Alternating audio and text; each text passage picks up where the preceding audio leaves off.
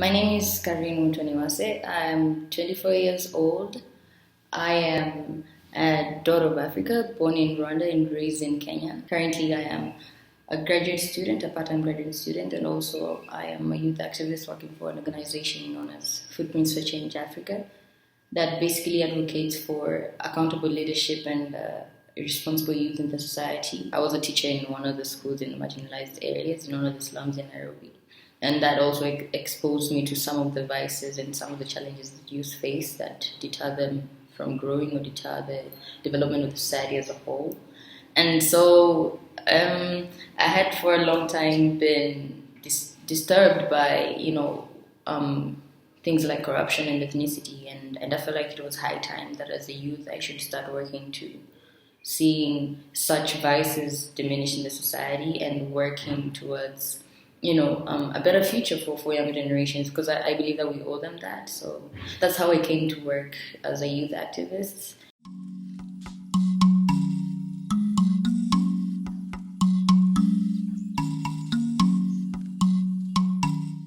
Civic engagement for me is two things. One is being empathetic about the community that you live in and the society that you live in, and caring about seeing a better society and a better tomorrow.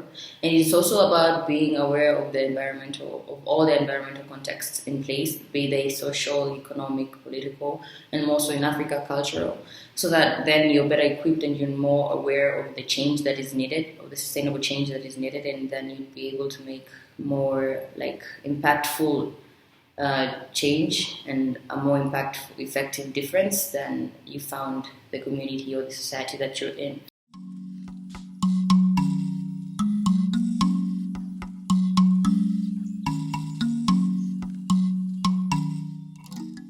First thing that we have to understand is that society is recovering from a violent past. They're in the state that they're in because of the breakdown of the social and political fabrics in place.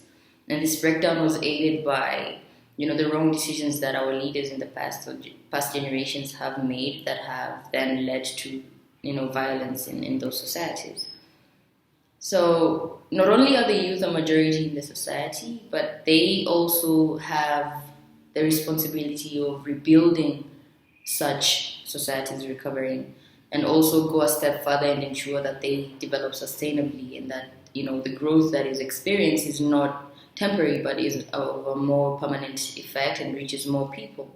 So in that case, then, it's important for the youth to engage in the reconstruction of the political and social processes, and to make there be a stronger political and social culture cultivated among the youth, to ensure that then in the future we will not have a breakdown of such fabric again, which is honestly what holds the society together.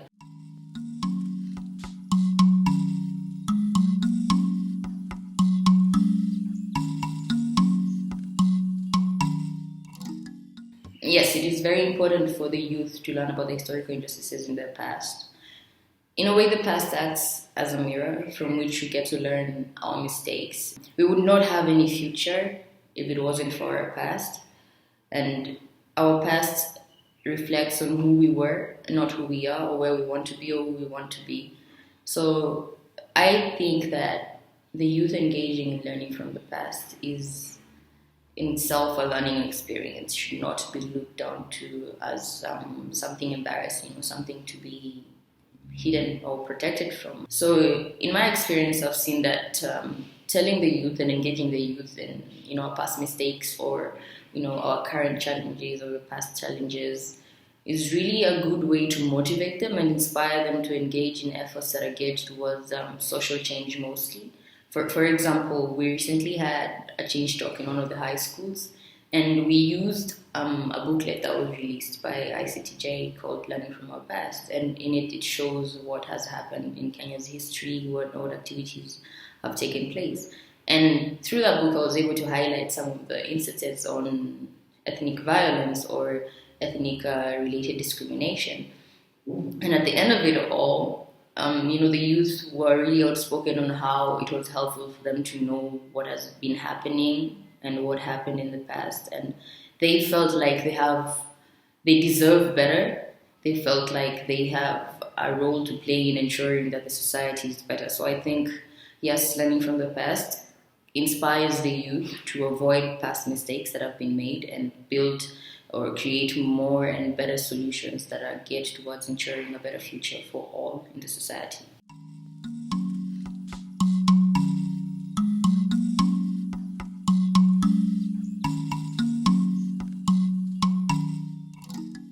I think first of all we have to understand that in Kenya the social and political cultures are weak, and also political socialization is really not that effective, and nobody really cares in terms of putting in place or ensuring that the youth are well politically socialized.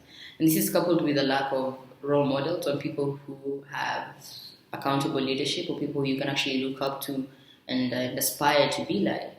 And the other thing is that in Kenya, the perception about politics, the existing perception about politics is that it's a game for, the wealthy, the connected, for, people who are ethnically aligned sometimes, and also for people who, for the older generation, it's not for young people. So you find that even those young people that want to engage in the political processes are easily intimidated.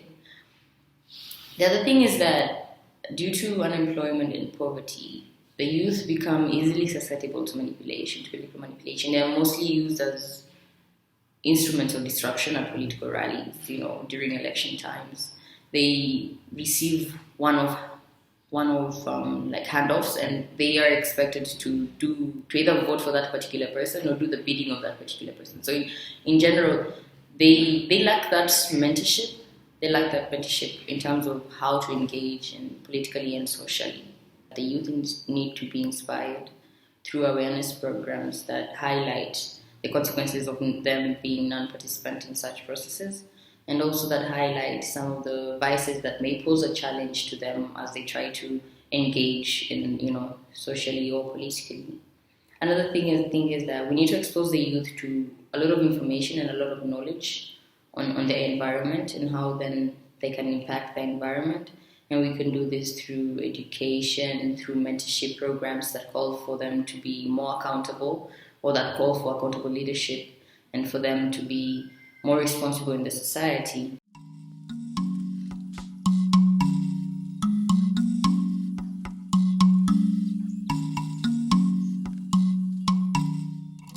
I think one of the most active roles that youth can play is being advocates of change, one, and also being advocates of accountable leadership in the society.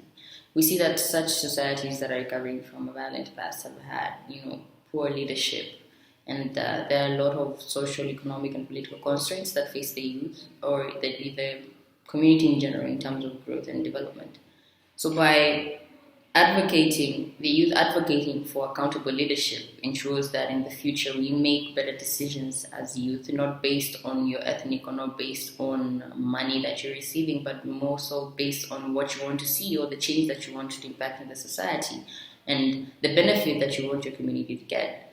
And we should also encourage the youth to be advocates of change, be it socially, economically, politically, and culturally, because these dimensions are still part of everybody's civic life, and hence if there are such challenges or such structures that need to be changed to make it better, then the youth needs to take the lead in that. The future is ours, we will reap what we sow, and as youth, I feel that we want to see, more social programs, better social services, a reduced illiteracy, more platforms for youth to engage in the betterment of the society and the humanity in general. So I really think that it's our time as youth, especially this generation, to sacrifice as much as we can if we want to see a better tomorrow, if we want to see a better future, if we want to see sustainable development and peace. It all starts with you.